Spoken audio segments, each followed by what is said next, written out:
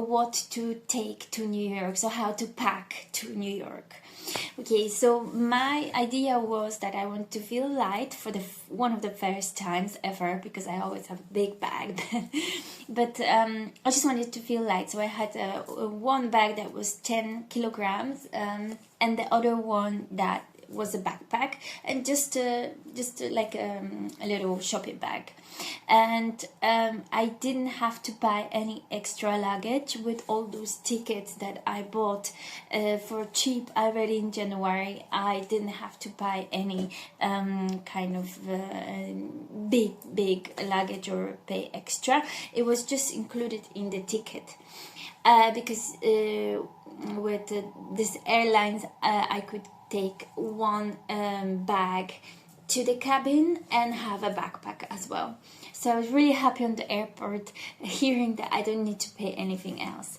And so what did I pack? So I packed one outfit for every day. So I just made sure, like, I had 8 days, and I just before going I made sure at home that, okay, this is going to be for Monday, Tuesday, Wednesday, Thursday, and I kind of imagined like what would I do, which places I would visit. So I would make sure that my outfit is like good enough with the style, that I'm happy wearing that in New York. Not just like, oh, I pack anything. No, I just want to feel good in New York. I want to feel in style in New York. So I just basically took some sporty stuff, clothes, some sporty clothes, some fashionable clothes, and some comfortable clothes. And I took some of them for the rain and some of them for the sun. I definitely took slippers to have to go to the shower. This is very important, I think, when you share the house. So I pack one outfit for every day. I tried out at home different option, match my clothes. I think that's really important when you have match different options. So for example, if you don't feel like wearing it later, you just have different variables. But give yourself a room for change. This is what I wrote.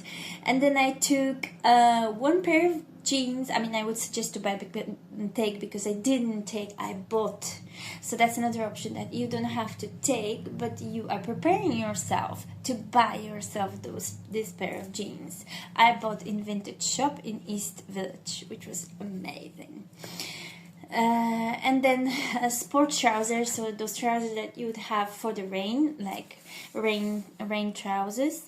Leggings, really important. I think I always travel, no matter what kind of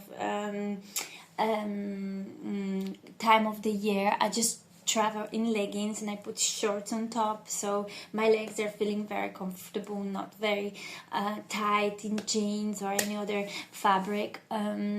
Remember to put the socks for a good blood flow, because I had some problems on the way back. One of the airlines didn't have the space for legs, and my legs were like turned one direction, sharing with another person. Crazy. Just make sure that your legs can go through the travel, because it's around 10 hours or more traveling. So those socks that are like helping your blood flow better. And I would suggest also supplements with that. And then I took t-shirts for every day, so 8 t-shirts. Because I didn't want to wander and look for washing place. I took one kimono, so I can put like a kind of more outgoing, like I was going to the theater on Broadway, so I put kimono on. One blouse like this, for example, and then 2 jackets. One black, so like a jacket to put on, in autumn, and the other one for the rain. So I didn't really have to use the one for the rain, but I think it's just good to have options, because you never know. I think the weather is quite stable in New York, but I was really lucky to have all the sunny days. Sounds great. I wish for you all the sunny days in New York. So with this practical little things that kind of is like a kitchen ideas, I would definitely suggest a lunchbox, because in New York you can just go to the shop and get some little things in a deli, and then you can make your own lunch, like a salad or like a sandwich. And it's really good to have the one. I have the one that is like a squeezy one, so you basically you can have a big one when you have full, and you have a small one when you just travel.